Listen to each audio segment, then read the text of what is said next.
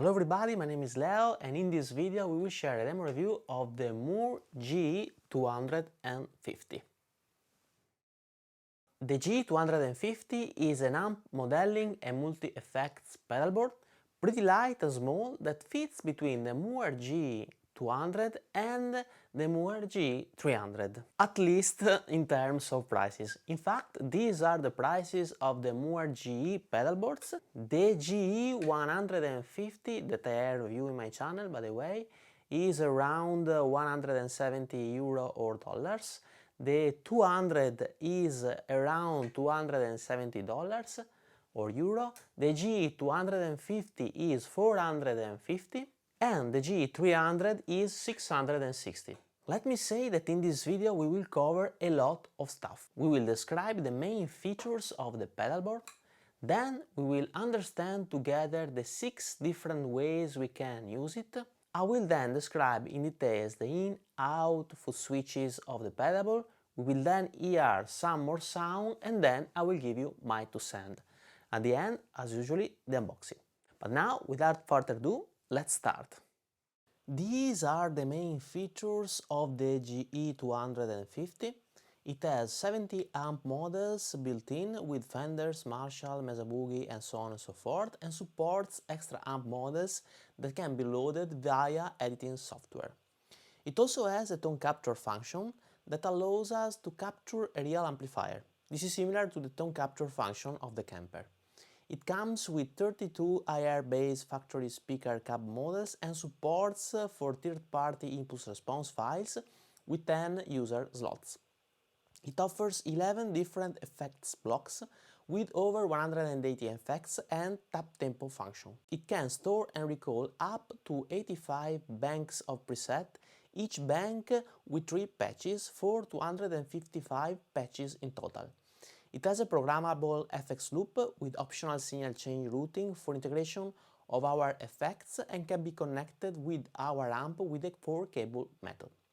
It has a built-in looper, an headphone output for silent practice and an aux in jack that allows us to play audio files from other devices like MP3 players. It has stereo outputs in both unbalanced and balanced XLR format. It supports MIDI-in or MIDI-out alternatively. It supports a USB audio connection to serve as a digital audio interface for recording our guitar and for editing the GE 250 with the Mooer software.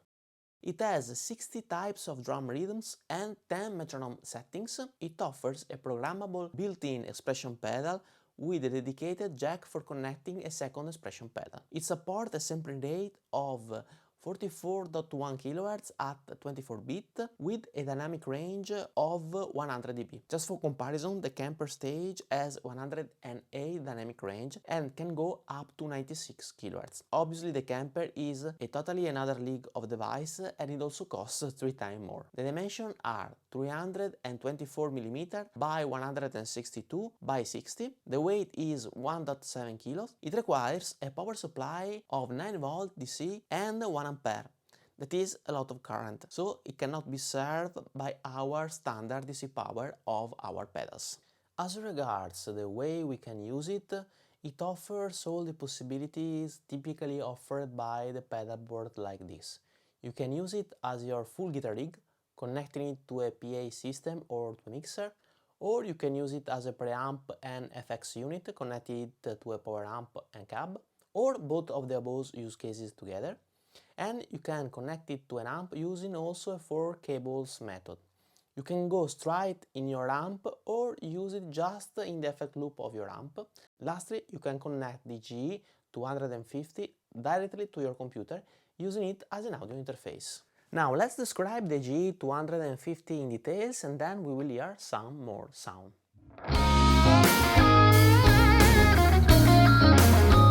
Let me start from the back of the unit. First of all, we have the aux in, which is a stereo jack that lets you connect external media devices for audio playback. For instance, when you want to practice, you can connect an external MP3 player. Then we have the expression 2 input, which is a stereo jack to connect external expression pedals.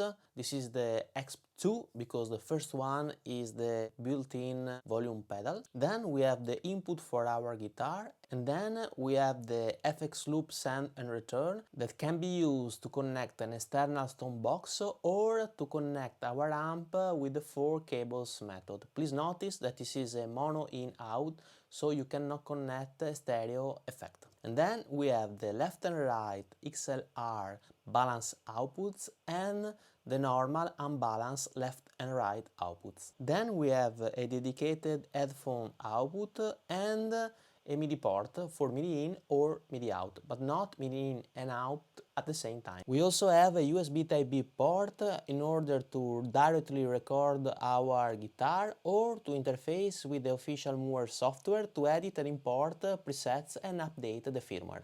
Finally, there is an on-off switch to switch on and off the unit and a DC power input at 9 volt and 1 ampere. As regards the top panel, first of all, we have the up and down foot switches that can be used to browse the 85 banks.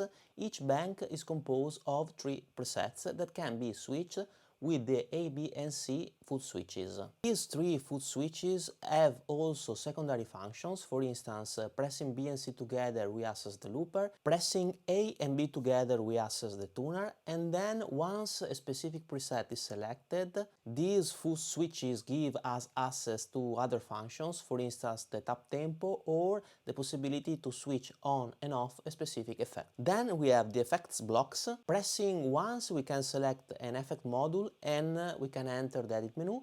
Pressing twice we turn off the current module. We also have a specific button to turn on and off a drum machine or a metronome. Then we have the 6 editor buttons. For instance, with the display button we can enter the effect chain display page, or with the X button we can enter the expression pedal setting menu. The unit offers also 2 volume knobs, one to control the XLR output level and the other one to control the headphone output or the master volume. Finally, we have the value knob that allows us to navigate and edit different values and parameters, and the expression pedal that can be set to control, for instance, the wah, the volume level, or customized values.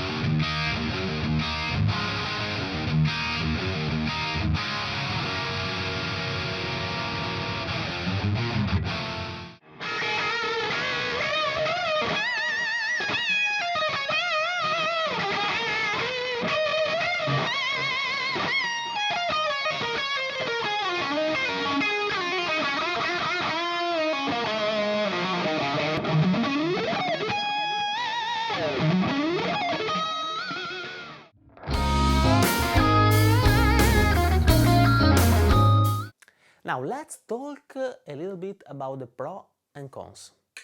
Let me start from the cons. First of all, no stereo effect loop is available. I mean, there is an effect loop, but it is in mono, so you cannot run stereo effects pedals like delays or modulation effect, or you can connect them but only in mono. The second cons is the 44.1 kHz sampling rate limitation. It is pretty annoying because I typically record at 48 kHz. The third cons would be that when you connect the unit to the computer you have 2 input channels only, so basically you cannot record the sound of the guitar and amp in one track and the sound of the effects in other 2 tracks separately. So you can decide the amount of effects while mixing.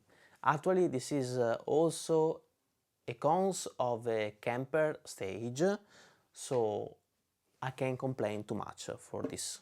As regards the pros, well, first of all, it is really small and light, and for what it offers, the price is absolutely right in my opinion. The sound are good. In comparison with other pedalboards I've tried, I find that the GE250 has more pronounced bass frequencies, so I have to tweak a little bit the sounds to be fine for me. But it could be just a matter of taste. Actually, this is a recurring thing for Mooer product. In fact, it was happening also with the Mooer radar that I've reviewed in my channel.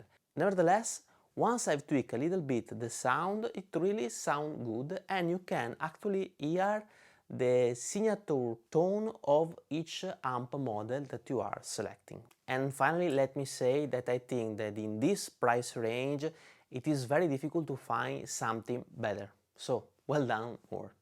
So these were my final 2 cents. We have reached the end of this video. I hope you enjoyed, and if you did, please subscribe to my channel, hit the notification bell and leave a thumbs up.